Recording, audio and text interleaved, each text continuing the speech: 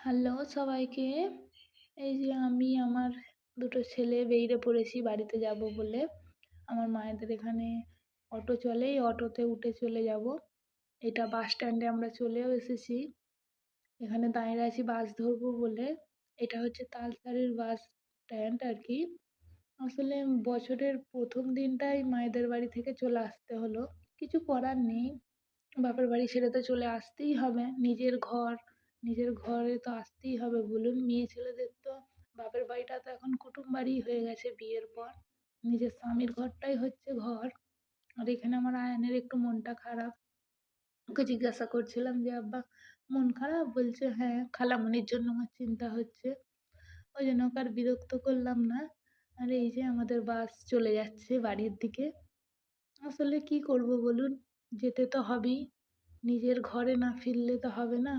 যেতে হবেই। প্রত্যেকটা মেয়েকেই নিজের ঘরে যেতেই হবে। মন খারাপ করেও কিছু লাভ নেই। তাই জন্য চলে যাচ্ছি। আর এইটা হচ্ছে আমাদের চুঁচুড়ার রাস্তাটা।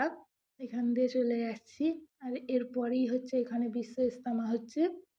আমাদের বাড়ি থেকে কাছেই, বেশি দূরে নয়। এরপরেই আমরা আমাদের বাস স্ট্যান্ডে নেমে আমার স্পাইডিকে নিয়ে ঘরে চলে যাব। সবাইকে দাওয়াত রইলো আমাদের এখানে বিশ্ব ইজতেমায় আসবেন অবশ্যই।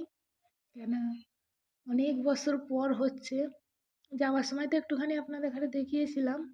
ওই জন্য আসার সময় বাসের ভেতর থেকে একটু শ্যুট করে নিলাম। এটা হচ্ছে খাবারের স্টল এদিকটা।